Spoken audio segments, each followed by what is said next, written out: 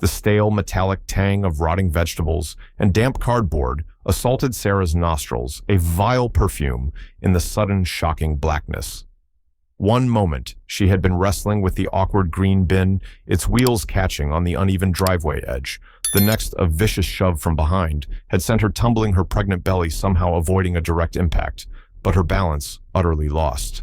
She'd landed awkwardly, a sharp pain shooting up her left arm as she instinctively tried to break her fall against the unseen, yielding mountain of refuse. Then the heavy lid, a dull, resonant clang, sealing her in. Panic, cold and sharp, clawed at her throat. "No, let me out." Her voice was a muffled cry, absorbed by the disgusting contents of the municipal dumpster. "Trash belongs with trash, dearie." Karen's voice, shrill and laced with venom, pierced through the thin metal. "Maybe now you'll learn to respect community standards." Footsteps crunched on the gravel, receding. Sarah was alone, entombed. The air was thick, suffocating. She could hear her own heart pounding a frantic drum against the baby nestled within her. "Mark, somebody help me." Tears welled hot and fast. She pushed against the lid, but it was too heavy, the angle wrong. Claustrophobia, a beast she usually kept well caged, began to roar. She pictured her husband Mark, due home any minute, imagined his confusion, then the dawning horror. He had to find her. He just had to. The smell was overwhelming, a gagging mix of sour milk, decaying organics, and something unpleasantly chemical.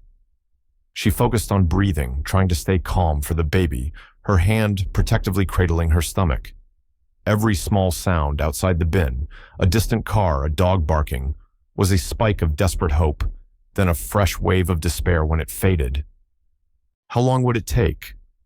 How long could she and the baby endure this? Mark Thompson turned onto Oakhaven Drive, a sigh of contentment escaping him. End of the workday, a particularly grueling one, involving a grease trap dispute at a downtown restaurant that had almost turned into a brawl. He was looking forward to Sarah's smile, the comfortable quiet of their home, maybe even tackling the last of the baby's nursery assembly. Their little corner of Oakhaven Estates, usually a picture of suburban tranquility, felt oddly still this evening. As he pulled into their driveway, he noticed the compost bin lying on its side, near the curb, its contents spilled like an unfortunate offering. Strange. Sarah was usually meticulous about securing it. A flicker of unease, no bigger than a moth's wing, brushed against his thoughts. He cut the engine. "Sarah," he called, stepping out of the car. No answer. The back gate was ajar. He walked towards it, his unease growing. That's when he heard it. A faint, muffled sob, almost lost in the evening breeze. It seemed to be coming from the direction of the large communal dumpsters at the edge of their property line shared with the adjacent cul-de-sac. His blood ran cold. He broke into a run. "Sarah." One of the dumpster lids was closed but not quite latched. He reached it, his heart hammering. The sounds from within were clearer now, a desperate, terrified weeping. "Oh God, no." Sia. With a surge of adrenaline, he yanked the heavy lid upwards. The sight that greeted him would be seared into his memory forever. Sarah, his pregnant wife, lay amidst a pile of garbage bags, her face streaked with tears and grime, her eyes wide with terror. "Mark," she cried, a sound of utter relief and desolation. He reached in his movements, urgent but careful, lifting her out, as if she were made of the most fragile glass. She clung to him, shaking uncontrollably, burying her face in his chest. "He's okay. I think the baby's okay." She sobbed, her hand splayed across her belly. "She pushed me, Mark. Karen. She said, trash belongs with trash." A rage, cold and lethal, settled over Mark. He held Sarah tight, his mind racing. He saw Karen Blevins, the self-appointed queen of Oakhaven's Homeowners Association, step out onto her perfectly manicured porch across the street, a smug, almost triumphant look on her face as she watered a hanging fern. "Oh, dealing with your refuse, are we, Mark?"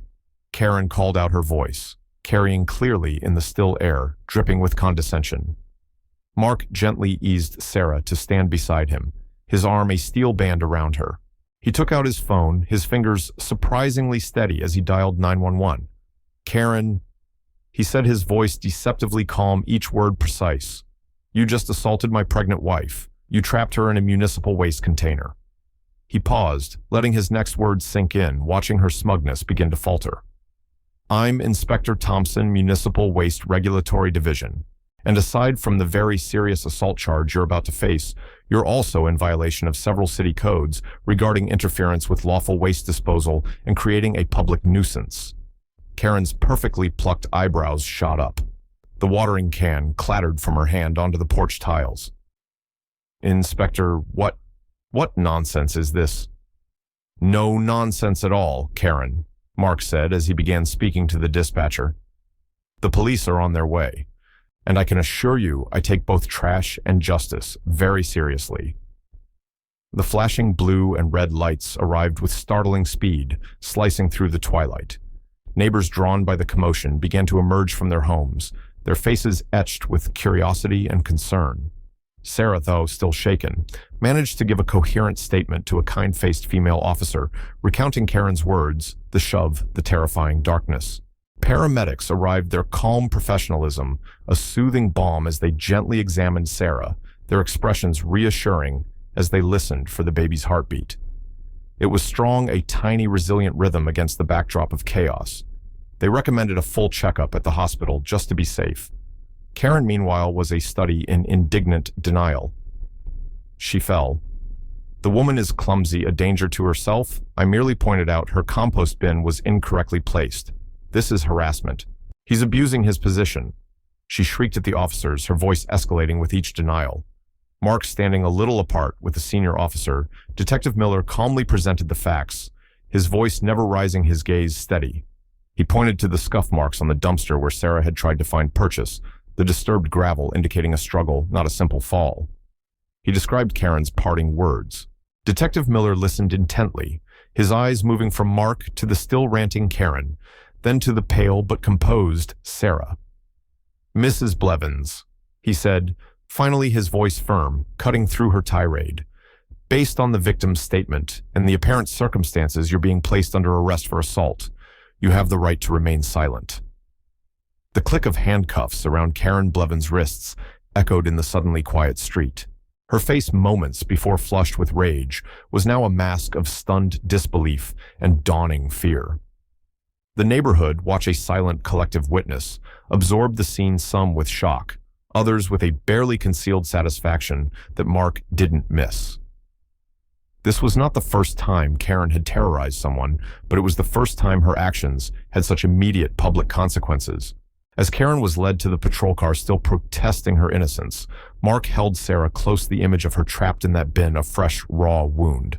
The fight, he knew, was far from over. This was just the beginning. Their life in Oak Haven Estates had been chosen with such care, such hope. Mark and Sarah Thompson had spent weeks poring over listings, driving through neighborhoods, looking for that perfect blend of community safety and green space to welcome their first child. Oak Haven, with its tree-lined streets, well-kept colonial-style houses, and the promise of a friendly HOA fostering neighborhood events, had seemed ideal. Mark, a Municipal Waste Police Inspector for the city, dealt with the grittier aspects of urban life daily. He craved order and peace in his personal sanctuary. Sarah, a talented freelance graphic designer who worked primarily from home, envisioned playdates in the community park and chats with other young mothers over coffee.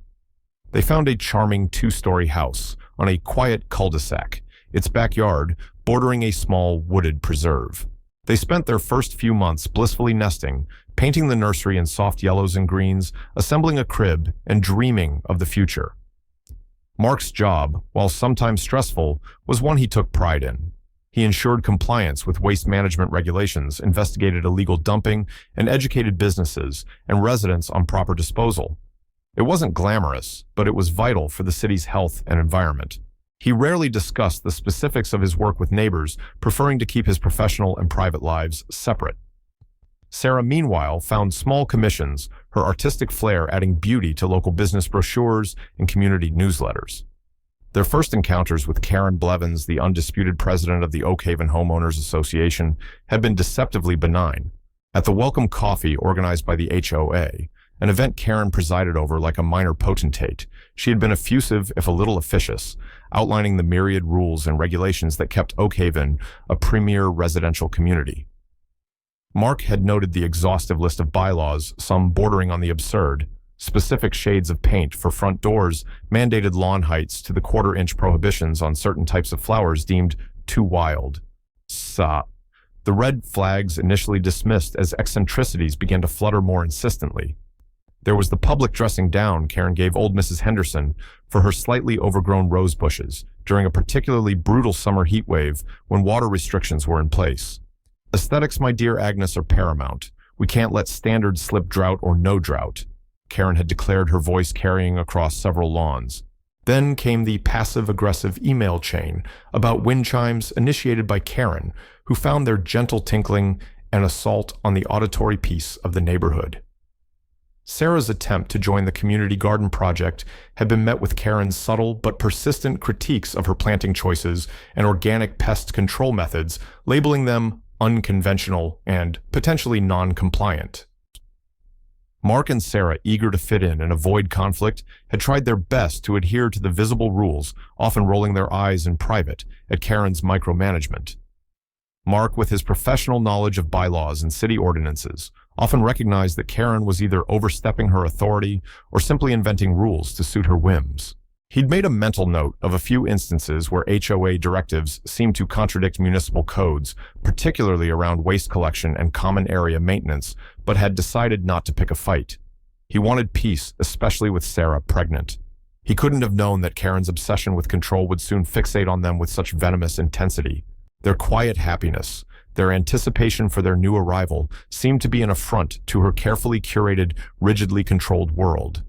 The seeds of conflict had been sown long before the compost bin, watered by Karen's insatiable need for dominance. The first significant fissure in their carefully constructed peace had occurred a few weeks prior on a sun-drenched Saturday that was supposed to be filled with laughter and the aroma of grilled food. Mark and Sarah, excited to share their joy about the baby with their friends, and a few of the more approachable neighbors, had planned a casual, welcome baby barbecue in their backyard. They'd followed what they understood to be HOA protocol, sending a polite email notification about the small gathering, citing the clause about informing the board of any events that might involve more than 10 guests. The first guests had just begun to arrive, drinks were being poured, and Mark was firing up the grill when Karen Blevins materialized at their side gate, uninvited and unsmiling. Her presence was like a sudden cloud obscuring the sun. Mark, Sarah. She began, her tone clipped and devoid of warmth. I'm afraid this gathering is in direct violation of Oakhaven regulations. Mark, spatula in hand, exchanged a bewildered look with Sarah. Karen, we notified the HOA. It's just a few friends. Notification is not approval, Mark. Karen stated, her eyes sweeping dismissively over the small group assembling on their patio. And, as of the emergency addendum passed by the board last Tuesday, an addendum you clearly didn't bother to read on the community portal, there are new restrictions regarding excessive smoke from barbecues within 20 feet of adjoining properties and stringent noise level parameters after 3:00 p.m. on weekends. It was 3:15 p.m. The smoke from the grill was minimal, a gentle haze carrying the scent of hickory. The loudest noise was the murmur of polite conversation. Sarah stepped forward, her hand instinctively going to her belly. Karen, we weren't aware of any new addendum. No one mentioned it. Surely a small barbecue isn't an issue. Karen's smile was thin and unpleasant. Ignorance of the rules. Sarah is not a defense. This isn't some backwoods trailer park where anything goes. We have standards in Oakhaven. This event, she waved a disparaging hand, is creating a disturbance. I must insist you extinguish the grill and disperse your guests immediately, or face significant daily fines and a formal sanction from the association. The joyful atmosphere evaporated. Their friends looked on, embarrassed and uncomfortable. Mark felt a surge of anger, but he fought to keep his voice even. Karen, I've read the master bylaws. There's nothing that gives you the authority to unilaterally shut down a private gathering on our own property based on an uncommunicated last-minute addendum. Can you show me this addendum? It's posted, Karen snapped. It's your responsibility to stay informed. Compliance is not optional. She turned pointedly to their guests. I suggest you all leave before you become party to this violation." The party, of course, was over. Their friends made awkward apologies and departed sympathy in their eyes. Sarah was close to tears, the carefully planned celebration dissolving into humiliation. Mark, seething but determined to handle it correctly, managed to get Karen to leave, promising to review the alleged addendum. Later, he found it buried deep in the HOA portal, time-stamped with a creation date only 2 days prior, clearly a retroactive justification for her actions. He wrote a formal letter to the HOA board detailing Karen's unprofessional conduct and the unreasonable nature of the new rule, requesting its review and a clarification of its applicability. The response received a week later was a curt one-line email ostensibly from the HOA board, but undoubtedly written by Karen herself. "The matter has been reviewed and the addendum stands. Future compliance is expected." That day marked a shift. Karen was no longer just an eccentric nuisance. She was a direct antagonist, capable of wielding her perceived power to inflict misery.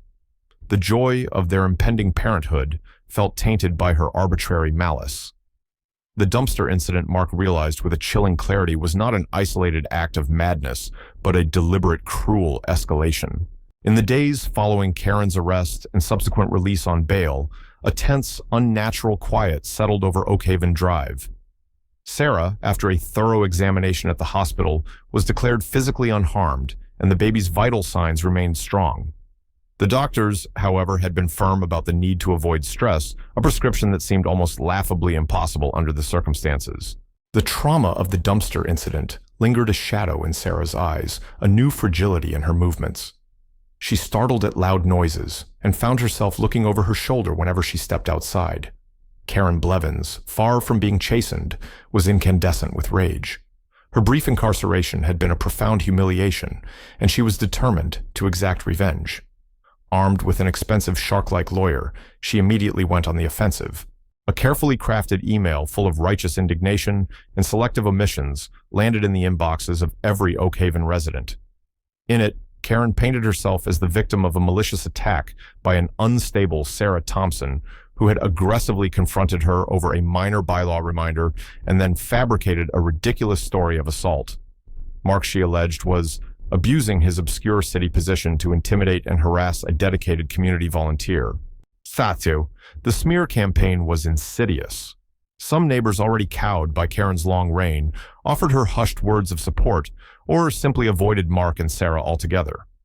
Others who had privately cheered Karen's arrest now retreated into nervous silence, unwilling to become her next targets. A few brave souls, like old Mrs. Henderson and the young couple across the street, the Garcias, offered quiet words of encouragement to Mark and Sarah, but the overall atmosphere was one of fear and division. Mark and Sarah found themselves increasingly isolated, the dream of a welcoming community turning into a nightmare of suspicion and hostility. The systematic harassment began almost immediately, a relentless barrage of petty tyrannies orchestrated by Karen through the HOA apparatus she still controlled. Violation notices printed on official Oakhaven letterhead began appearing in their mailbox with alarming frequency. Their lawn, meticulously maintained by Mark, was suddenly in excess of the mandated 3-inch height by at least 1/4 inch, resulting in a warning of impending fines. Sarah's car, parked squarely in their own driveway, was cited for being less than the required 6 inches from the sidewalk edge. A brightly colored toy truck, a gift for the baby left on the porch by a delivery driver for less than an hour, incurred a fine for unapproved porch clutter. Their trash and recycling bins, which Mark of all people knew were placed with textbook precision for collection, were repeatedly tagged as improperly positioned, with accompanying threats of service suspension. Access to community amenities, once a selling point of Oakhaven, became another battleground. Their electronic key fobs, which granted entry to the communal pool and the small fitness center, were suddenly deactivated. When Mark emailed the HOA management company, a firm notoriously beholden to Karen, he received a terse reply stating that their access had been temporarily suspended, pending the resolution of ongoing investigations into multiple rule violations and conduct detrimental to the community. Karen's allies, a small but vocal clique of residents who benefited from her patronage or shared her authoritarian mindset, joined the campaign of petty harassment. Anonymous notes, filled with vile accusations and thinly veiled threats, were left on their doorstep. Twice they found dog waste deliberately thrown onto their freshly mown lawn. Whenever Sarah ventured into the garden or Mark washed the car, they would notice one of Karen's cronies, often Mrs. Donahue from 2 doors down, conspicuously filming them with her phone, a malevolent smirk playing on her lips. Sarah's anxiety levels skyrocketed. The joy of her pregnancy was overshadowed by a constant thrum of fear. She became reluctant to leave the house alone, the once friendly streets of Oak Haven now feeling like hostile territory. Mark felt a crushing weight of responsibility.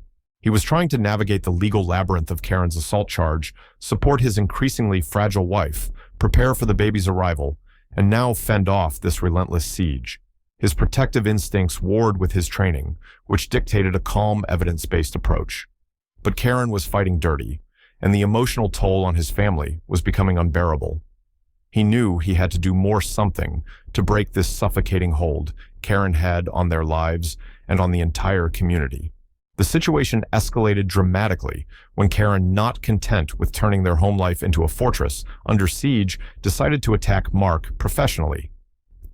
Through her attorney, a sleek, aggressive man named Arthur Jennings, she filed a formal complaint with the city's Human Resources Department and Mark's direct superior, Chief Inspector Davies, at the Municipal Waste Regulatory Division.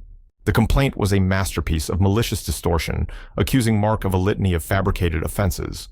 It alleged that Mark had grossly abused his authority as a municipal waste inspector during her arrest, claiming he had intimidated arresting officers and used specialized city knowledge to fabricate evidence at the scene.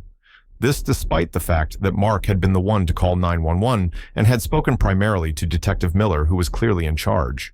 Furthermore, the complaint stated that Mark was engaged in a pattern of harassment and stalking by improperly surveilling the Oak Haven community's waste disposal practices. This was a ludicrous accusation. Part of Mark's remit was indeed to ensure citywide compliance, and Oak Haven, like any other development, fell under that jurisdiction. Karen twisted his diligence into something sinister, implying he was using his position to specifically target her and the HOA. Finally, Jennings raised the issue of a clear conflict of interest, arguing that Mark's residency in Oak Haven, while also holding a position that could theoretically involve inspections or enforcement actions within the community, compromised his objectivity and was a breach of ethical conduct. This ignored the fact that Mark's inspections were typically assigned by district and rarely, if ever, focused solely on his own small neighborhood, and that he had always declared his address to his department. The complaint, however professionally packaged and legally phrased, was a direct assault on Mark's integrity and his livelihood. Chief Inspector Davies, a fair-minded man who had known Mark for years and respected his work ethic, called him into his office. Davies was supportive, assuring Mark he believed the complaint was retaliatory, but he also explained that formal procedures had to be followed. An internal review would be necessary. "I'm sorry about this, Mark," Davies had said, his expression grim. "This Blevins woman sounds like a real piece of work. Just cooperate fully, give them all the facts, and this should blow over. But it means you'll be on administrative duties, no field work until it's resolved." The news was a body blow. Mark prided himself on his work, on his reputation for fairness and thoroughness. To be sidelined, to have his professionalism questioned, was deeply galling. More than that, the threat to his career, and thus his ability to provide for Sarah and their soon-to-be-born child, filled him with a cold dread. Karen Blevins was playing for keeps. She wasn't just trying to make their lives miserable. She was trying to destroy them. The desperation he saw in Sarah's eyes whenever another violation notice arrived, or when she recounted a fresh instance of neighborly hostility, now mingled with his own growing sense of urgency. He had to find a way to fight back, to expose Karen for what she truly was not, just for his family's sake, but for his own survival. The rules of engagement had changed. It was no longer enough to simply defend. He had to uncover the rot at the core of Karen's power. The attack on his career was the final catalyst. Mark Thompson, the methodical by-the-book inspector, decided it was time to use his investigative skills for a more personal and far more critical mission. He couldn't let Karen Blevins dismantle his life and terrorize his wife with impunity. His first step was meticulous documentation. Every harassing email from the HOA, Every baseless violation notice, every instance of neighborly intimidation, Sarah's detailed account of the dumpster assault, it all went into a chronological file, cross-referenced and annotated. He photographed the wrongly cited trash cans, the overgrown lawn with a ruler for scale, and even discreetly Mrs. Donahue's intrusive filming. Then his waste inspector instincts began to niggle. He recalled certain anomalies from past HOA newsletters and budget summaries he'd only cursorily glanced at before. Karen had always been unusually defensive about specific common area dumpsters, particularly the large roll-off containers brought in for the semi-annual community cleanup days. There were also budget lines for waste management services and landscaping and debris removal that had seemed disproportionately high for a community of Oak Haven's size. At the time, he'd chalked it up to potential inefficiency or sweetheart deals, common enough in poorly managed HOAs. Now, he wondered if it was something more sinister. As a member of the Oak Haven HOA, Mark was entitled to inspect its financial records. He drafted a formal request, citing the relevant clauses in the HOA's own governing documents for access to all financial statements, invoices, and contracts for the past 5 years, specifically those related to waste disposal, landscaping, and common area maintenance. He sent it via certified mail to the HOA management company and to Karen Blevins directly. The stonewalling began almost immediately. The management company replied that such requests required a 30-day processing period and board approval. Karen, in a separate, icily polite email, stated that the board would take his request under advisement at their next scheduled meeting, which was conveniently 6 weeks away. Mark, however, knew his rights and the legal timeframes for such disclosures. He replied equally politely, but firmly referencing the state statutes governing HOAs and the penalties for non-compliance, giving them a revised, legally mandated deadline of 10 business days. Reluctantly, the documents began to trickle in: photocopied invoices, heavily redacted meeting minutes, and incomplete spreadsheets. But Mark was persistent, sending follow-up requests for missing information, questioning the redactions. What he started to uncover was a pattern of alarming irregularities. Invoices for waste removal services were consistently higher than industry averages, often from companies with opaque ownership structures. One such company, Prestige Debris Solutions, which held an exclusive and very lucrative contract with Oak Haven, listed a P.O. box as its address and had a director whose last name was Blevins. Karen's maiden name, as a quick public record search revealed. Landscaping contracts were awarded without any evidence of competitive bidding, often to a company owned by the brother of an HOA board member allied with Karen. Funds allocated for community beautification projects, a new fence here, tree planting there, often had invoices that were vague, inflated, or for work that was shoddily done, if at all. It was clear that Karen Blevins wasn't just a neighborhood tyrant. She was potentially running the HOA as her personal fiefdom, a conduit for embezzlement, or at the very least egregious financial mismanagement for the benefit of herself and her cronies. The deeper Mark dug, the more convinced he became that Karen's obsessive control was in part a way to protect her lucrative schemes. Her vendetta against him and Sarah might have been personal, but his probing into the HOA's inner workings had likely touched a very raw nerve.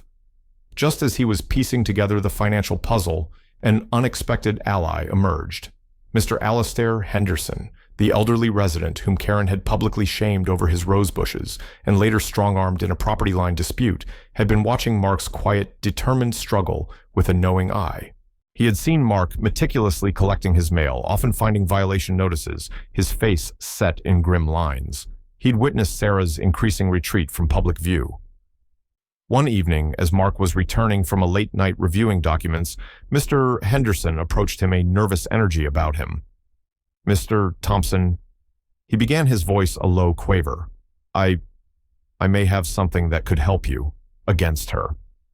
He clutched a worn manila envelope to his chest. She thought she'd gotten rid of all the old records, bullied the previous secretary into handing them over. "But I was on the finance committee years ago, before she pushed us all out. I kept copies of everything." Inside the envelope were older HOA meeting minutes, unredacted financial statements from before Karen consolidated her power, and internal correspondence that painted a damning picture of her methodical takeover. Most crucially, there was a small, cheap cassette recorder and a tape. "She cornered me about that fence line," Mr. Henderson explained, his eyes glistening with remembered humiliation. Said if I didn't sign the variance she wanted, she'd bury me in legal fees, take my house. I recorded it. Mark listened to the tape later that night, Sarah beside him, her hand gripping his. Karen's voice, cold, calculating, and utterly ruthless, filled their quiet living room. You're an old man, Alistair. You can't afford to fight me. Sign the papers, or I will make your last years a living hell. This community belongs to me, and so does that little strip of land. Don't ever forget that. The recording was dynamite. Combined with the financial irregularities Mark was uncovering, it painted a portrait not just of a bully, but of a calculating, corrupt individual who had systematically defrauded and intimidated an entire community. The fight was no longer just about their family. It was about liberating Oakhaven, and Mark now had the weapons to do it. Karen Blevins, perhaps sensing the ground shifting beneath her manicured lawn, or maybe just wanting to solidify her reign of terror before Mark could unearth anything more damaging, decided to call an emergency HOA members meeting. The email notification sent out with less than 48 hours notice was typically vague and ominous. The agenda: to discuss recent events impacting community harmony and to propose and vote upon new measures essential for maintaining Oakhaven's premier residential standards. It was a thinly veiled attempt, Mark knew, to publicly vilify him and Sarah further, perhaps even to try and force some kind of vote to sanction them, or introduce even more draconian punitive rules aimed squarely at them. The community hall, a modest building adjacent to the pool, was packed. The air was thick with a mixture of apprehension, resentment, and nervous curiosity. Karen's staunchest allies, Mrs. Donahue with her ever-present phone, Mr. Abernathy, who chaired the compliant Architectural Review Committee, and a few others who benefited from her patronage, were seated in the front rows, a phalanx of smug support. Mark and Sarah arrived together, finding seats towards the back. Sarah, though visibly anxious, drew strength from Mark's calm demeanor and the righteousness of their cause. She held his hand tightly. Mr. Henderson was already there, seated quietly in a corner, offering them a small, encouraging nod. Karen opened the meeting with a syrupy, disingenuous speech about the importance of community values, neighborly respect, and upholding the standards that make Oakhaven desirable. She then, with practiced insincerity, transitioned into a lengthy diatribe, never mentioning Mark and Sarah by name, but leaving no doubt as to her targets. She spoke of disruptive elements, individuals who refuse to integrate, and false accusations designed to undermine the dedicated volunteers who work tirelessly for this community. She painted a picture of herself as a besieged public servant, valiantly trying to maintain order against unruly forces.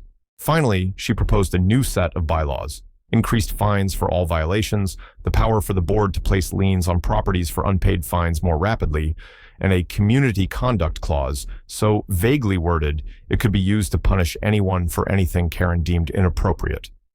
When she asked if there were any questions before calling a vote, Mark stood up. "I have a statement, not just a question, Madam President." Karen's eyes narrowed. "Mr. Thompson, this is not the forum for personal grievances." "My grievances, Karen, are the community's grievances," Mark stated, his voice clear and steady, easily reaching every corner of the room. A murmur of assent rippled through the crowd.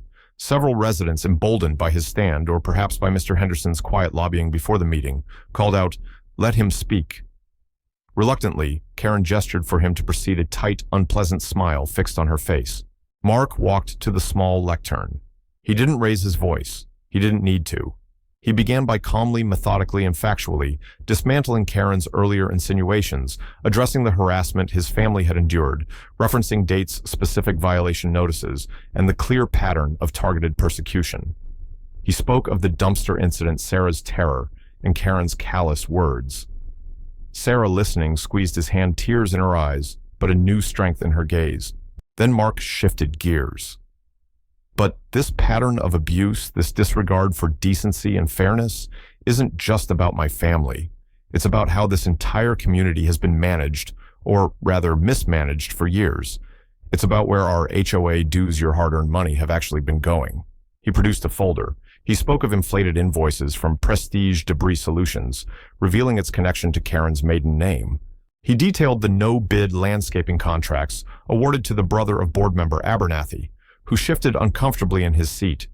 He listed community improvement projects that were either non-existent or grossly over-budgeted, with funds vanishing into a complex web of payments. He held up copies of bank statements and altered financial reports, contrasting them with the original documents Mr. Henderson had preserved. Gasps and angry murmurs swept through the hall. Karen's face had gone from smug superiority to a ghastly chalky white.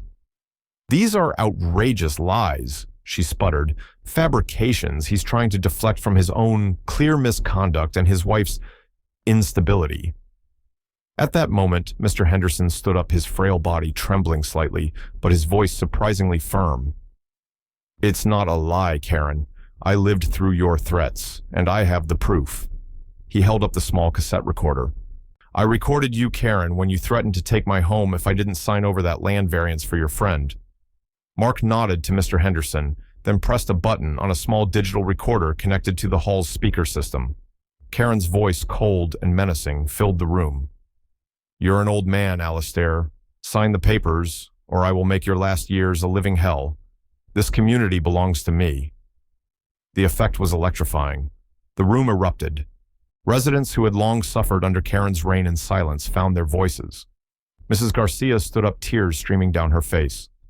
"She fined us into near bankruptcy over the color of our daughter's swing set, said it wasn't harmonious." Another man shouted, "She forced me to cut down a healthy, beautiful oak tree on my property because she said it blocked her afternoon sun from her porch 2 streets over." Buck, one by one, stories poured out of bullying, of exorbitant fines for trivial matters, of intimidation and abuse of power. Karen's carefully constructed facade shattered. She began to scream incoherent threats, mingling with denials. "You're all liars, ungrateful, I'll sue every one of you, this is my community." Her allies tried to shout down the accusers, but their voices were lost in the overwhelming tide of righteous anger.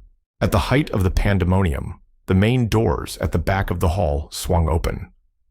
Detective Miller, the officer who had arrested Karen for the assault on Sarah, stepped in, flanked by another uniformed officer and a stern-looking woman in a business suit whom Mark recognized as an investigator from the district attorney's economic crimes unit.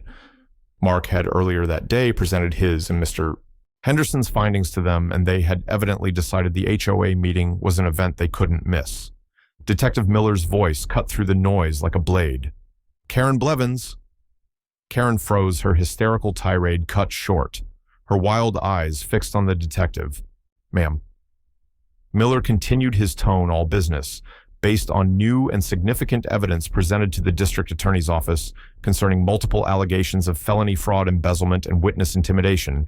"You need to come with us downtown for questioning. Now." Karen Blevins stared speechless for once in her life. The fight drained out of her.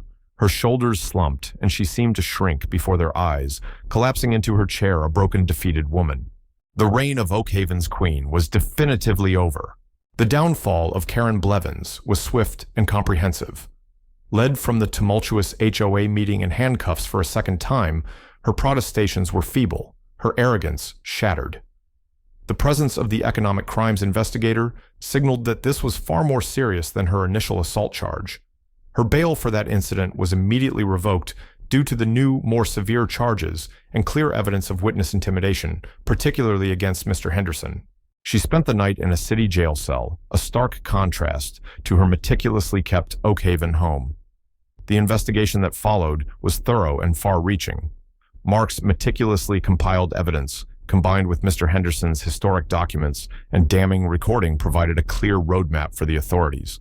The HOA's financial records were subpoenaed, bank accounts frozen, and Karen's cronies on the board were soon implicated in varying degrees, some for active participation in the schemes, others for willful negligence. One by one, they resigned in disgrace, or were summarily voted out in hastily convened emergency sessions by the shell-shocked but newly emboldened residents.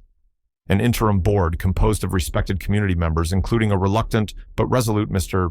Henderson, a retired accountant named Mrs. Albright, and Carlos Garcia, the young father Karen had harassed over the swing set, was quickly formed to manage the HOA's affairs and cooperate fully with the investigation.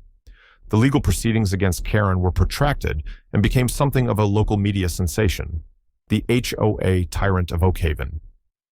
She faced a battery of charges: assault on Sarah, multiple counts of felony fraud, embezzlement of HOA funds, and witness tampering. Her expensive lawyer, Arthur Jennings, tried every trick in the book, attempting to discredit Mark, portray Sarah as unreliable, and paint Karen as a misunderstood community servant. But the weight of evidence, the financial trails, the testimonies of numerous residents, and especially the chilling recording of her threatening Mr. Henderson, was overwhelming. After a dramatic trial, Karen Blevins was found guilty on most counts. Her sentencing brought a collective sigh of relief to Oak Haven. She received a significant prison term, a punishment that reflected the severity and calculated nature of her crimes. Furthermore, she was ordered to pay substantial restitution to the Oak Haven HOA for the funds she had embezzled. The court placed liens on her assets, including her prized home in Oak Haven, which was eventually seized and sold to help cover the restitution. Her name became a local byword for arrogance and corruption. While Karen's drama played out in the courts, Oak Haven itself began a profound process of healing and rebuilding. The interim HOA board, with Mark Thompson acting as an informal but invaluable advisor, he steadfastly refused any official position, wanting only to be a resident, initiated a complete overhaul of the association's governance. New bylaws were drafted emphasizing transparency, accountability, and fair representation. Every clause was debated and voted upon by the community in open meetings, a stark contrast to Karen's secretive manipulations. Fair elections were held, and a new board genuinely committed to serving the residents took office. The atmosphere in Oak Haven transformed. The fear that had permeated the neighborhood lifted like a oppressive fog. People began to talk to each other again, to smile, to organize spontaneous potlucks and playdates. The community garden, once a source of contention, flourished under shared care. Residents who had been too afraid to speak out before now openly expressed their gratitude to Mark and Sarah, and particularly to Mr. Henderson, who became an unlikely local hero, his quiet courage and inspiration. Apologies were offered and accepted. Mark's internal review at the Municipal Waste Regulatory Division concluded swiftly in his favor, with Chief Inspector Davies not only clearing him, but issuing a formal commendation for his integrity and resilience in the face of undue pressure. He returned to his full duties with his reputation enhanced. Amidst this whirlwind of legal resolutions and community renewal, the most important event for Mark and Sarah was quietly approaching. One cool autumn evening, as the leaves in Oak Haven were turning brilliant shades of red and gold, Sarah went into labor. Mark was by her side every moment, his hand hers, to hold his voice a steady reassurance. After a long night, as the first rays of dawn touched the windows of the maternity ward, their daughter was born, healthy, beautiful, and with a lusty cry that promised a vibrant spirit. They named her Victoria Hope Thompson. Victoria for the victory they had achieved over adversity, and hope for the bright future they now envisioned. Bringing baby Victoria home to Oak Haven was a profoundly different experience from their early days in the neighborhood. Instead of suspicion and violation, notices they were met with genuine warmth, casseroles left on their doorstep, offers of babysitting, and heartfelt congratulations from neighbors who now felt like true friends. The oppressive shadow of Karen Blevins had been replaced by the sunshine of a revitalized community. Several months later, on a perfect spring afternoon, Mark and Sarah sat on their back patio, watching Victoria gurgle happily in her stroller. The air was filled with the scent of lilac and freshly cut grass, and the distant laughter of children playing in the community park. Mr. Henderson was over for tea, regaling them with stories of the HOA's latest successful initiative, a neighborhood-wide composting program inspired, he said, with a twinkle in his eye by Mark's expertise. The Garcias and their children were planning to join them for a casual barbecue later. Mark looked at Sarah, her face radiant, as she cooed at their daughter. He reached for her hand, his heart full. They had faced down a tyrant, endured a nightmare, and emerged not only intact, but stronger, their bond unbreakable. Oak Haven was no longer just a place to live. It was home, a community they had helped to reclaim and rebuild. The scars of their ordeal remained, but they were reminders of resilience, of the power of truth, and of the quiet courage found in ordinary people standing together. The future stretched before them, bright and full of promise, a testament to the enduring strength of the human spirit and the simple, profound joy of peace finally won.